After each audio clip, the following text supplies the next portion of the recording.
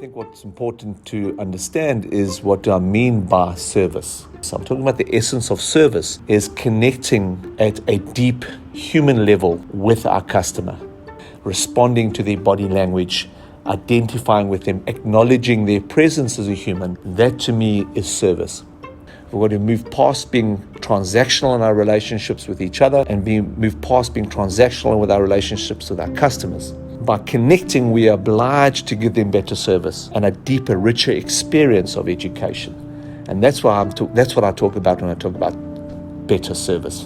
We want to ensure that we've always been able to provide a strong customer experience, but we're putting that at the forefront, to the core of what we do, just because it's more and more becoming what will make us different, what will make us stand out, and ensure that we are fulfilling on our purpose at the end of the day. Do you remember how we came up with the Click concept? We were in the SAE Exco and we were talking about service, and we just happened to land on, when someone clicks.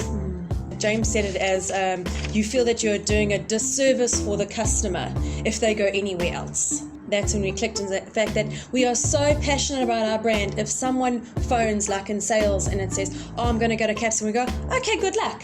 It's like, why? Because you genuinely want to know why you would go to another institution over us, because by letting you go, I'm doing you a disservice because we are the best. If we deeply understand that service is just expected, that our position within the campus, whatever position that might be, is helping that student to realize their own personal dream, is to take them on their journey to fulfill that dream. If we really internalize that and understand that in the moment that you're talking to the student, in that moment, whatever that moment is, you are helping that student on the journey to fulfilling their dream. You've taken a moment which could be a moment of absolute misery because you didn't meet their expectation in that moment, or it could be an absolute moment of magic where they just get it with you. And that moment of magic is being able to is the click. It's being able to deliver that magic every time, and that magic every time is all manifested around them achieving their dream. But isn't that, if you think about it, isn't that the concept of why? Simon Sinek spoke about the why.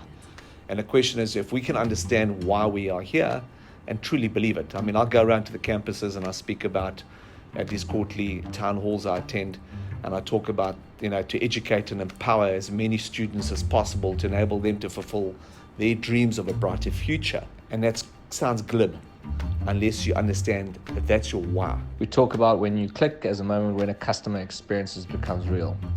You've connected with that person at a deeper level because they've given more of themselves than what is simply in their job description, or what is simply the bare minimum for a satisfactory customer experience.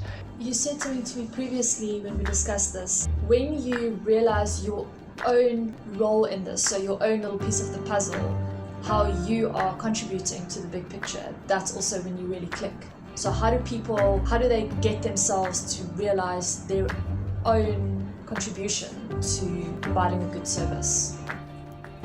You don't actually have to think about what you want to say.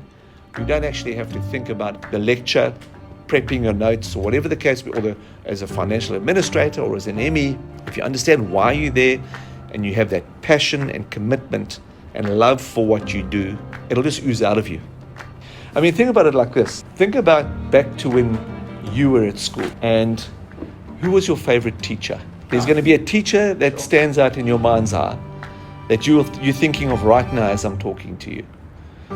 And think about why that teacher had such an impact on your life. I'm not talking about the ones that gave you 6 of the best.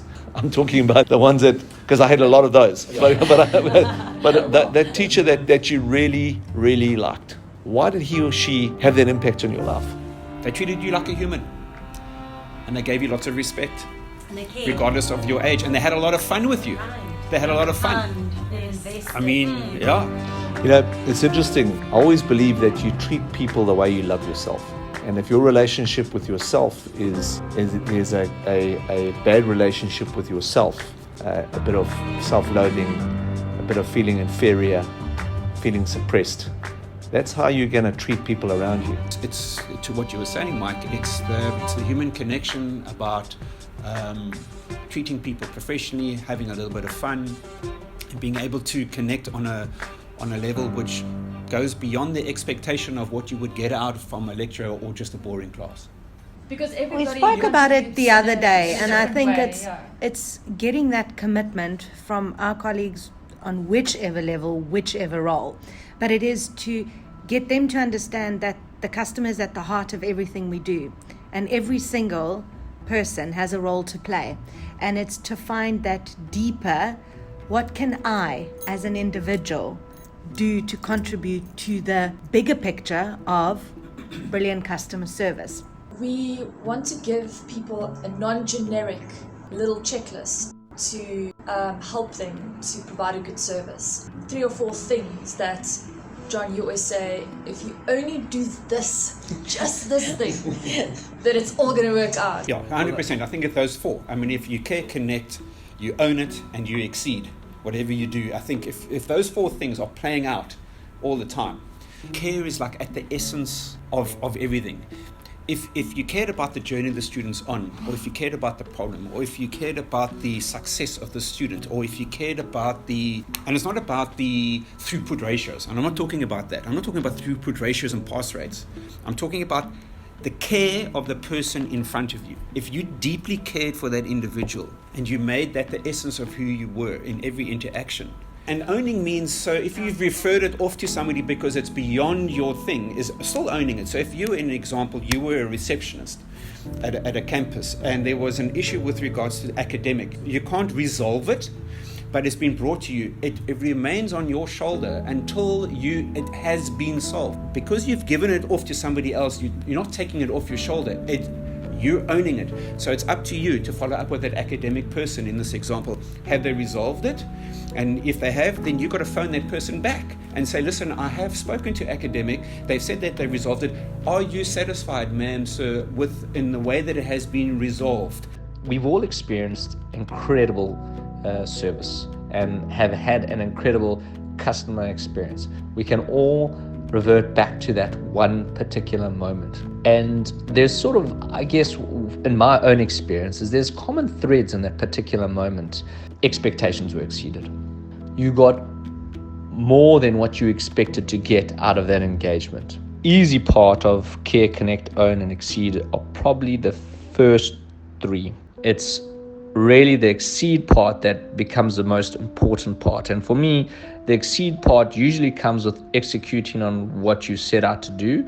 But 2, how do you go above, just executing? And I love that word exceed because, when I was a waiter, I used to make buckets of tips. In fact, I make more money then than I make now. Well, let's wrap it up then. Let's hit the restaurant. I used to make great tips, but I used to always give my customers more value than they expected. How does bad service affect the business? So really a much deeper answer than the generic answer you would get. What really is the impact of not providing a good service? Well, then the first word that comes to my mind, reputation. It absolutely destroys your reputation. That's the first word. And the thing is that we speak about it often at our open days, and we talk about it to the students, etc., etc., etc. There's only one true asset that people, us as humans have, and that's your reputation. That's it. That's the only true asset that anybody really has.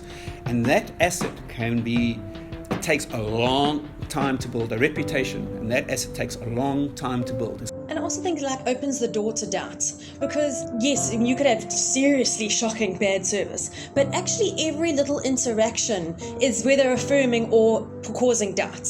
Every interaction is just playing on whether actually this is the right choice or no, there's some doubt here, I don't know if I actually want to do this. So bad customer service doesn't necessarily mean tomorrow all you lose all your customers, but it's the slow rot in the business that's often a symptom of sort of deeper issues that need to be addressed in the business. Well, it's like stepping stones in a river. I think of it like that. So think about us crossing the river, and each stepping stone is an interaction or a touch point around service. And you have three good touch points, and then you have a bad one. You take a step back. Consecutive 2 more, but there's only so many stones, and you need all 10 to get you across the river. And what happens is, you might have 8 and you might be able to take a little jump and get across the river, but if you've only got 5, you ain't going to get across the river. The ultimate impact is a financial impact on our business. That's the ultimate impact. And it ultimately, if somebody says, what's the impact of me providing bad service? I say, it's going to ultimately hit your pocket. You do give bad service today, you won't feel it today, but you're going to feel it somewhere, sometime along the line. Because a lot of our colleagues deliver a service internally, being to each other rather than externally to a student, and just finding that one thing that you commit to, that you will add value. In every way, from the moment we wake up to the moment we go to sleep at night, we are serving somebody. By interacting with people, you're providing a personal service. You are your personal brand.